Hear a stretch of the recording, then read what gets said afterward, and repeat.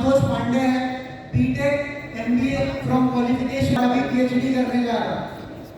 और second generation of Tiens की दोस्तों, बहुत ज़्यादा नॉलेज नहीं है, बहुत ज़्यादा वो पता नहीं है मेरे को, लेकिन इतना पता है कि जो मेरे पिताजी ने दिया था उसकी इनकम मेरे को मिल रही है और मैं एंजॉय कर रहा हूँ।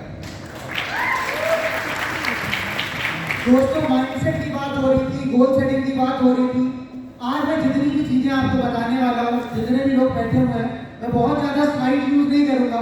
मैं स्टोरीज के माध्यम से आपको बताऊँगा कि हमारी 15 साल की जर्नी कैसी रही है। कई लोग पूछते हैं कि आप स्लाइड कहाँ से बनाते हो, कई लोग मेरे से पूछते हैं कि आपने 15 स्लाइड में इतना कंटेंट कैसे डालते हो। तो जो 15 स्लाइड आपको यहाँ दिखती है दोस्तों, वो कहीं ना कहीं 15 साल का एक्सपीरियंस होता है हमारे पिताजी का और हमारा जो टियांशी मैम ने जिया है। उसे निकाल कर हम पीपीटी के थ्रू आपको दिखाते हैं कि हमारे 15 साल में जो हर्डल्स आए वो आपको ना झेलनी पड़े। 15 साल में जो जो प्रॉब्लम्स फेस की वो आपको ना फेस करनी पड़े फील्ड में। दोस्तों, इसलिए हम यहाँ पे आपको प्रेजेंटेशन देते हैं, एलडीपीज कराते हैं। और अभी बात कर रहे थे कि 2022 में जितनी एलडीपीज हुई है अभी तक कभी नहीं हुई। तो दोस्तों, हम बहुत लकी हैं कि हम उस समय टियांशी में जुड़े हुए हैं जिस समय टियांशी अपने बेस्ट फॉर्म में। जब 2007 में टियांशी को ज्वाइन किया था हमारे पिताजी ने, वो भी एक इसी तरीके के सेमिनार में गए हुए थे दिल्ली। और जब उन्होंने टियांशी को ज्वाइन किया हुआ था, जो लोग, मैं कुछ लोगों को देख पा रहा हूँ जो मेरे को 2007 से पहले से जानते हैं, उस समय जो हमारी कंडीशन थी और आज की जो कंडीशन है, सोच भी नहीं सकते। मैं गवर्नमेंट स्कूल से पढ़ा हुआ हूँ, केंद्रीय विद्यालय से पढ़ा हुआ हूँ।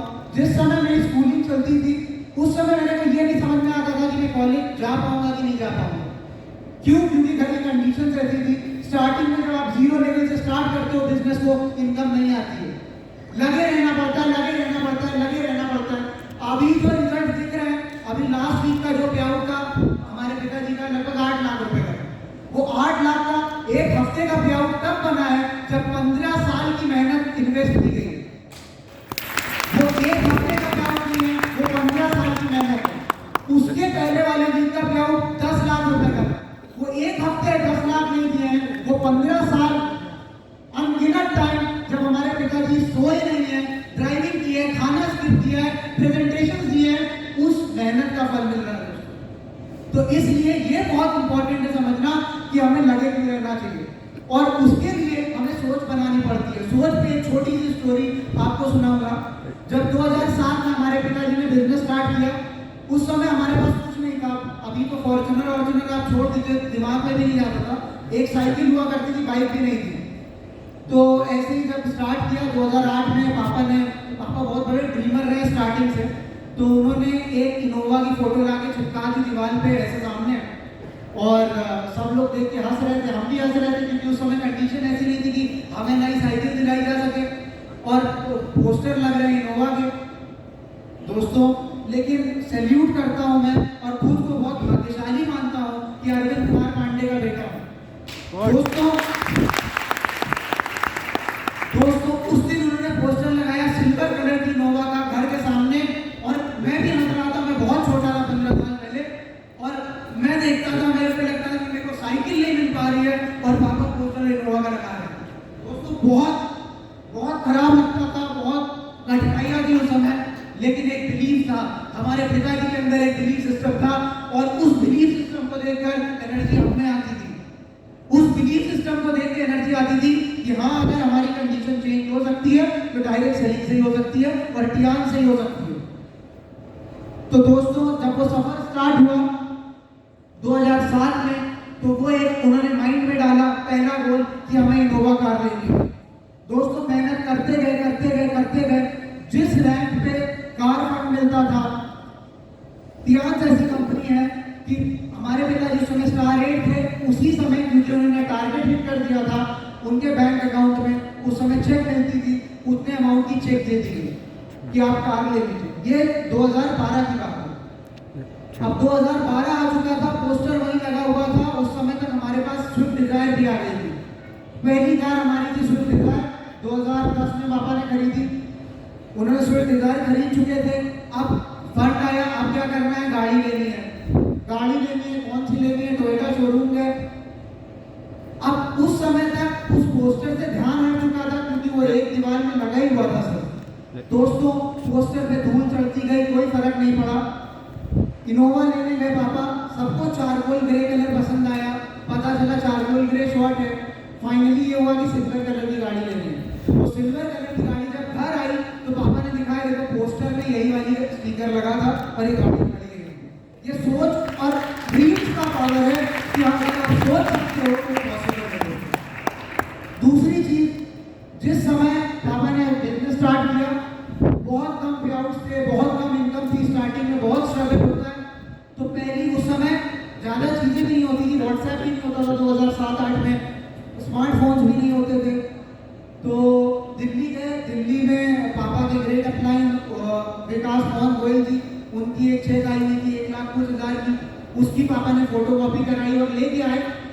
उस समय पापा खुद से भी लड़ रहे थे और फैमिली वालों को भी समझाने की कोशिश कर रहे थे कि डायरेक्ट सेलिंग में वो पावर की कंडीशन चेंज की जा सकती है।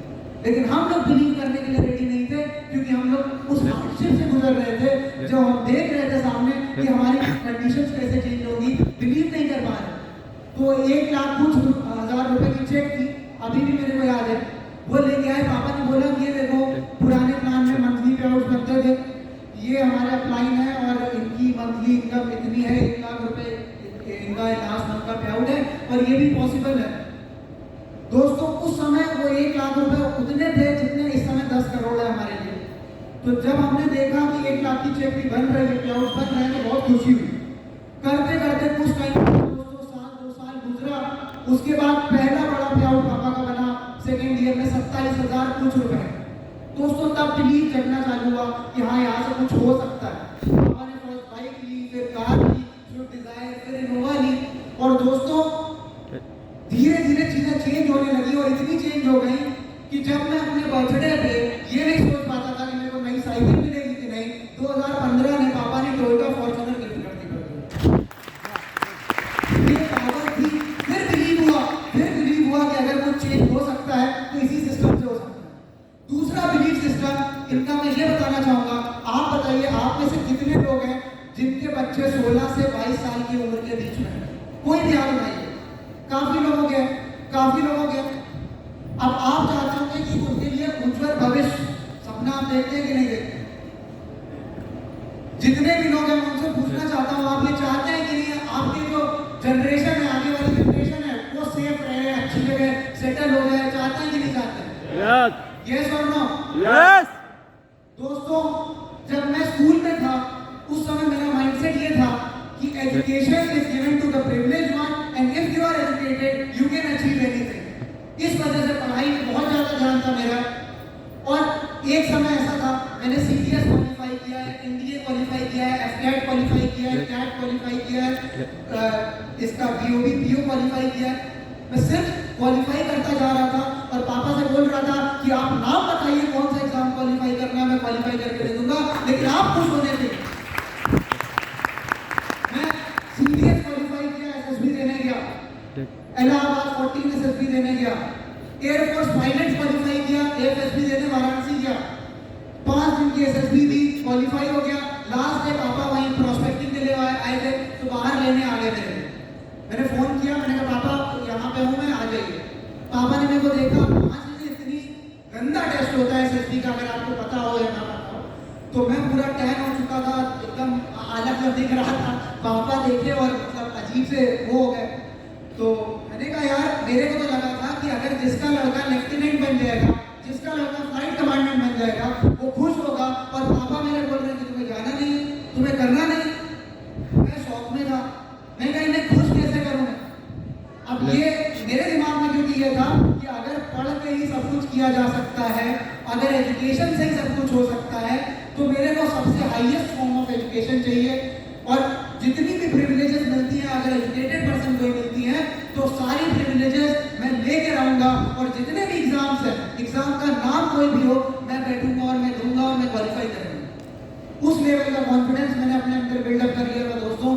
वो क्वालिफाई किया, पापा ने बोला नहीं जाना। तो आप बताइए, अगर आप उनकी जगह होते, आपका लड़का जा रहा होता, लेफ्टिनेंट बन रहा होता आर्मी में और पायलट बन रहा होता एयरफोर्स में, तो आप पहला इंसान मैंने देखा कि जिसको उससे ज्यादा बिलीफ दियांश में था, उससे ज्यादा बिलीफ दियांश में था। इससे बड़ी बात अगर आपके दिमाग में आए तो आप बताओ। जैसे अभी अंश भाई इन्फोसिस की बात कर रहे थे। इन्फोसिस बहुत छोटी चीज थी, क्योंकि मैं बीटेक किया था, बीटेक के बाद मैंने दिया, कैंपस प्लेसमेंट हो गया, इन्फोसिस चला गया। उस समय इन्फोसिस में मेरे को जितना मिल रहा था उससे ज्यादा मेरी पॉकेट मनी पापा देते थे। तो इन्फोसिस तो रहने का कोई बात ही नहीं था। उस समय मेरे दिमाग में यह था कि मैं अपना बेस्ट अपने को नेक्स्ट लेवल पे कैसे लेकर आऊं, क्योंकि नेटवर्क मार्केटिंग में रह के कुछ हो ना हो, कुछ आप सीखे जाए ना सीखे, एक चीज आपको सीख जाते हैं कि लड़ना है और सीखना है, लड़ना है और सीखना है, लड़ना है और सीखना है। परिस्थितियों से लड़ता गया, सीखता गया, लड़ता गया, सीखता गया, खुद को स्ट्रॉन्ग बनाया, अपनी फाउंडेशन स्ट्रॉन्ग की कि मेरे को ये करना है, ये करना है, ये करना है। पापा ने बोला तुम्हें जो करना है आगे करो, मैं उसके लिए नहीं रोक रहा हूँ, लेकिन मैं ये चाहता हूँ कि तुम एग्जाम्स करो। मैंने बोला हाँ बिल्कुल, एंड प्रोडक्ट वही होगा, लेकिन आप उस आदमी का बिलीफ सिस्टम सोचिए इस सिस्टम में और इस क्रियांश बिजनेस में कि जिसका लड़का जॉब लग गई हो, सरकारी नौकरी लग गई हो और वो मना कर रहा हो और वो देख के दुखी हो जाए कि सरकारी नौकरी नहीं करनी है, तुम्हें क्रियांश करना है। तो दोस्तों उस दिन मेरा बिलीफ सिस्टम खत्म हो गया। उस दिन मेरे को भी विश्वास हो गया, क्योंकि कोई माता पिता अपने बच्चे के लिए बुरा नहीं चाहता। चाहता है क्या? नहीं।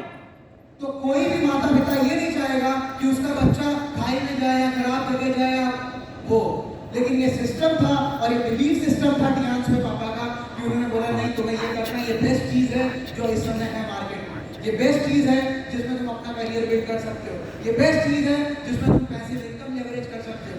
अब इसमें जितने भी पॉइंट्स मैं बताऊंगा, सारे पॉइंट्स के साथ आपको एक स्टोरी सुनाऊंगा जिससे आप कनेक्ट कर पाओगे कि मैं ये जो बोल रहा हूँ उसके पीछे रीजन क्या है। सबसे पहले फर्स्ट रीजन जो है कि डायरेक्ट सेलिंग ही क्यों करना चाहिए। You choose when, where and how much you want to work.